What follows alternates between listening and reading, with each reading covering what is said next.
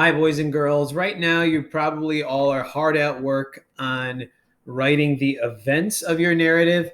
This lesson is included to help you write your conclusion or end your story. So, by the end of today, our I can statement will be I can create a sense of closure in my narrative. That's our goal. Writers create a sense of closure in their writing. So that means that in the end of their story, their reader feels satisfied. The problem's been solved. The ending could be happy or not so happy, but the reality is the reader at least knows how it ends. Oftentimes, writers end their stories with the words, and they all lived happily ever after. This creates a sense of closure because the reader knows that the problem has been solved and things came to an end. But we're going to look at how the author of the true story of the Three Little Pigs ends their story and how it's a little different than just the regular old they all lived happily ever after. And then we're going to see how we can use some of those strategies when we're writing our own conclusion. So let's read it together. Now, I'm usually a pretty calm fellow, but when somebody talks about my granny like that, I go a little crazy. When the cops drove up, of course, I was trying to break down this pig's door. And the whole time I was huffing and puffing and sneezing and making a real scene. The rest, as they say, is history. The news reporters found out about the two pigs I had for dinner. They figured a sick guy going to borrow a cup of sugar didn't sound very exciting. So they jazzed up the story with all that huff and puff and blow your house down, and they made me the big bad wolf. That's it. That's the real story. I was framed. But maybe you could loan me a cup of sugar. So how does the author end the true story of the little pigs, the Three Little Pigs? If you look at the ending here, he does three things.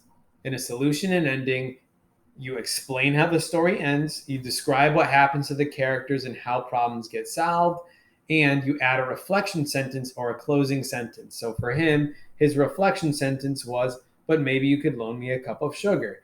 It reflects back to the beginning, and it's a funny little way to end the story. So the story ends with the wolf in jail, right? That's how he explains how the story ends. The author also explains how the problem gets solved. In the story, the problem is that the wolf never got to tell his side of the story, and in the end, he explains his side of the story, solving the problem. So think, how will you end the problem in your story? How will you solve the problem in your story? And then, of course, the wolf ends with a final thought, connections back to the beginning of the story.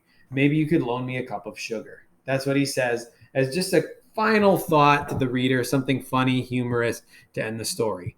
So I'm going to write my conclusion now, making sure to do three things. One, explain how the story ends, describe what happens to the characters and how the problem gets solved, and add a reflection sentence or a closing sentence. So I color coded it here.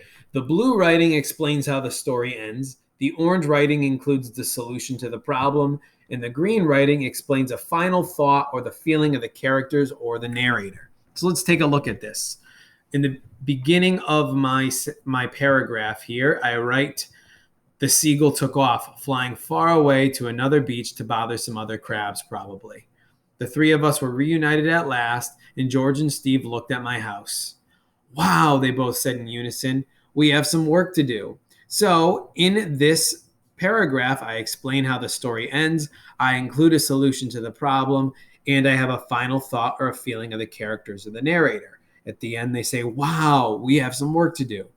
And here's another that does all three of those things, but ends the story a little bit differently. The seagull turned around and was shocked to see my brothers and I all looking at him, ready to fight back. He flew away in fear. I'm out of here, he said in a cowardly voice. My brothers and I hugged, feeling happy that we had survived the toughest day of our lives. So that gives a final feeling of the characters and tells how the story ends at the very end of my conclusion. So your task today is to write a conclusion that does three things. One, explain how the story ends. So is everything good at the end? Are they not so good? Include a solution to the problem. So literally, how does the problem get solved? And finally, a final thought or a feeling of your characters or the narrator. You know, for example, me, I said, my brothers and I hugged, feeling happy that we had survived the toughest day of our lives. That is how I end it. So your task today is to write a conclusion that does these three things. Enjoy writing it and let me know if you guys have any questions.